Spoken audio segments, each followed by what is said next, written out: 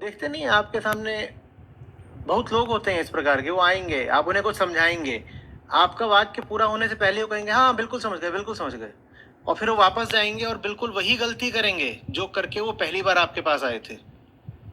पहली बार आपके पास आए, कुछ गलती करके आपने समझाया, वो कहेंगे बिल्कुल बिल्कुल बिल्कुल। आप बिल्कुल चकित रह जाएंगे कि ये इतनी जल्दी समझ गया, बड़ी प्रखर इसकी प्रतिभा है, एकदम समझ जाता है तुरंत। वो लौट करके जाएगा और फिर वैसा ही रहेगा जैसा पहले था, वही गलती दोहराएगा। क्यों? क्योंकि उसे चोट खाना बर्दाश्त नहीं था। समझने की प्रक्रिया हमेशा विनम्रता की प्रक्रिया होती है। विनम्रता के बिना बोध नहीं हो सकता, ह्यूमिलिटी के बिना लर्निंग नहीं हो सकती। वो हम में होती नहीं है। हमको बुरा और लग जाता है जब ये सिद्ध होता है कि हम गलत हैं, और आपके ऊपर इससे बड़ा एहसान कोई नहीं कर सकता कि वो आपको साबित कर दे कि आप गलत हो। लेकिन एहसान मानना तो दूर छोड़िए, हमारे भीतर से उठता है विरोध।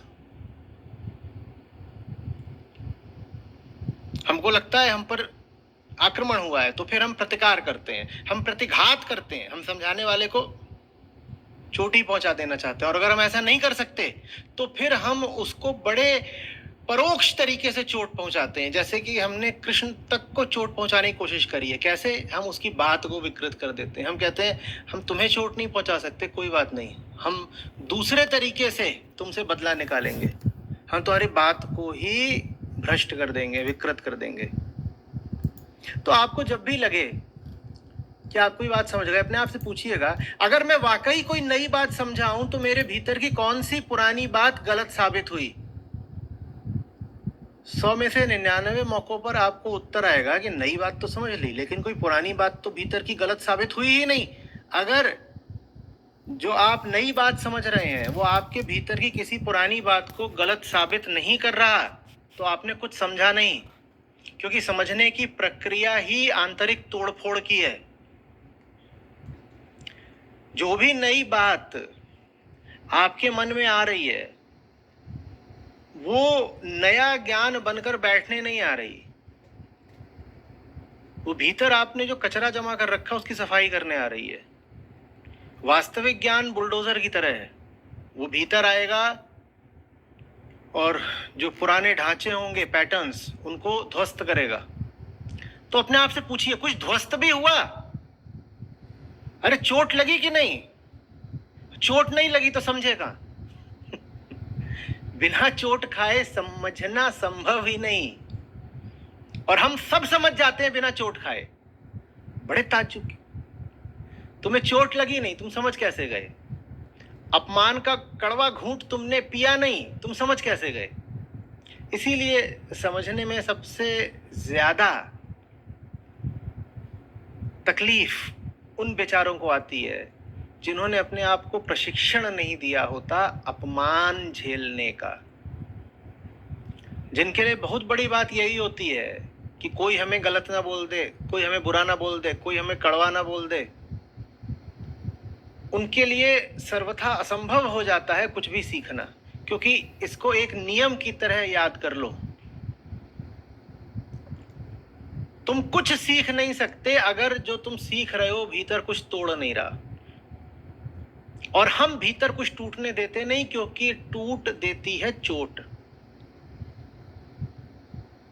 और ये हो नहीं पाएगा कि तुम भीतर का अपना ढांचा यथावत रखो और साथ ही साथ कह दो कि मैंने कुछ नया सीख लिया। ऐसा नहीं होता बाबा। हम चाहते यही हैं कि पुराना भी सब बना रहे और नया भी कुछ मिल जाए, पर ऐसा हो नहीं पाता। नियम है, कुछ अगर सीखोगे,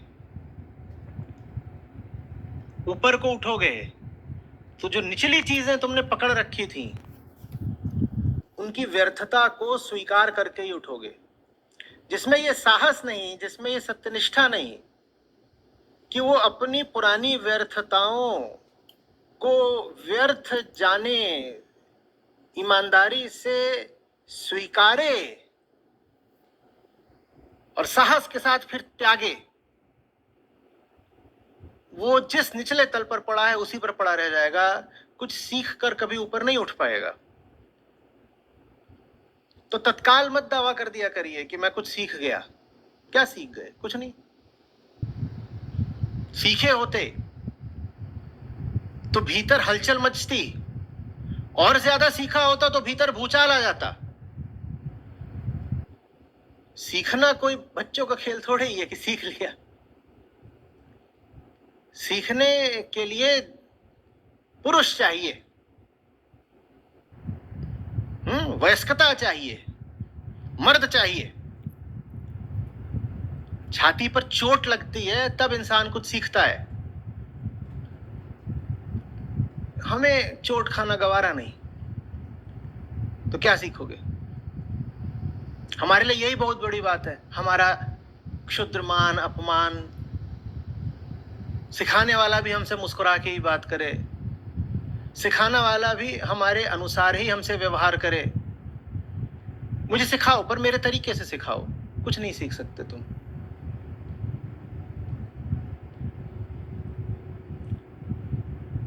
ये ऐसी सी बात है कि तुम बुलडोजर से कहो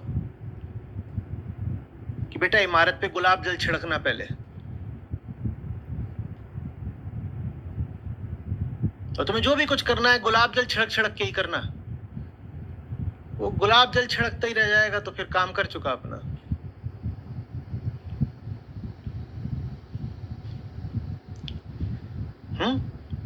समझ में आ रही बात?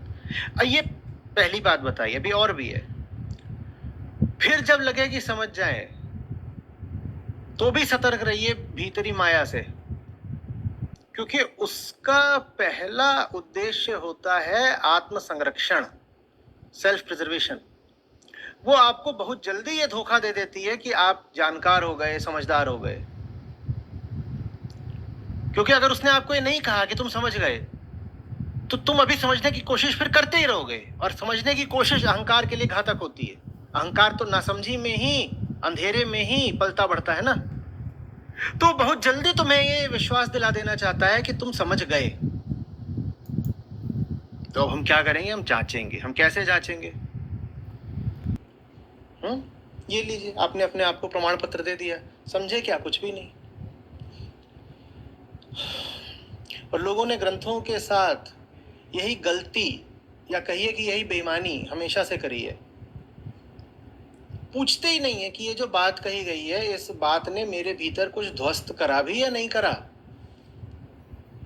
कुछ भी ध्वस्त करा क्या? ध्वस्त कुछ हुआ नहीं। दावा यह है कि समझ गए। जो बात कही गई है उसका जीवन के यथार्थ में प्रयोग कर पा रहे नहीं, लेकिन दावा यही है कि समझ गए। तो ये मैंने आपको दो बातें कही हैं। पहली यही कि जांचिए कि चोट लगी कि नहीं लगी, कुछ टूटा कि नहीं टूटा। और दूसरा मैंने कहा कि देखिए कि जो भी चीज आप कह रहे हैं समझ गए, उसको आप जीवन में प्रयोग भी कर पा रहे हैं। जी, एप्लीकेशन।